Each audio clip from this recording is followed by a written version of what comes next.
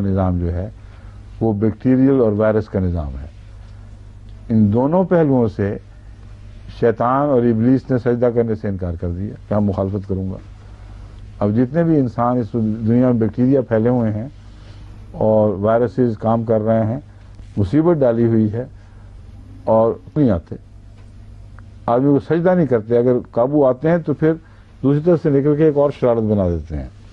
پہلے سے زیادہ باغیانہ مضبوط نظام کے حامل بیکٹیریا یا وائرس پیدا ہو جاتے ہیں. ان کا قلص کما انسان نہیں کر سکا. یہ ہے سجدے سے انکار. پیدا تو کیا گیا ہے خدمت کے لیے ہر چیز کو، اور خود یہ بھی خدمت میں کام آئے تھے انسان کی پیدائش میں، مگر طوعی طور پر نہیں، مجبوراً. جہاں تک ان کے ارادے کا تعلق ہے، یہ تو دل چاہتا ہے کہ انسان کا ذرا ذرا کھا جائیں اور بدبودار ہواؤں میں تبدیل کر کے کچھ بھی باقی نہ رہنے دیں. اور جب وہ کام کرتے ہیں پیٹ میں، تبھی بھی یہی کام کرتے ہیں، بدبودار ہوائیں پیدا کرتے ہیں، تعفن پیدا کرتے ہیں اور نظام حیات کو گندگی میں بنا کر پھر عناصر میں بکھیر دیتے ہیں.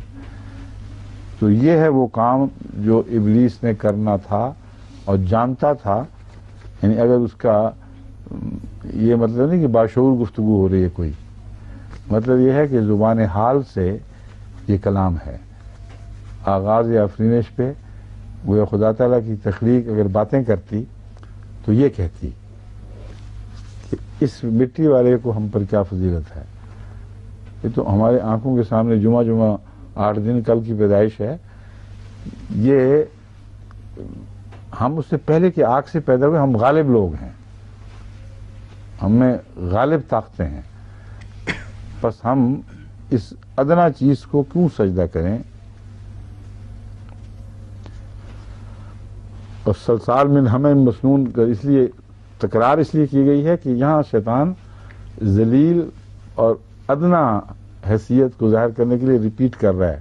حمیم مسنون، گلے سڑے گندے کالے کیچڑ سے پیدا ہوا. ہم آگ سے جو ناپاکی کو جلا دیتی ہے، جو پیورٹی کا سمبل ہے، گویا کہ ہم اس سے پیدا ہوئے ہیں. لیکن یہ ابلیس کو پتہ نہیں تھا کہ ہمیں مسنون اس سے پیدا ہوا ہے. ابلیس کی لاشوں سے ہی ہمیں مسنون بنا ہے. اس پر اللہ تعالیٰ نے فرمایا قال فاخرج منها فإنك رجیم. اللہ تعالیٰ نے فرمایا اس سے نکل جا.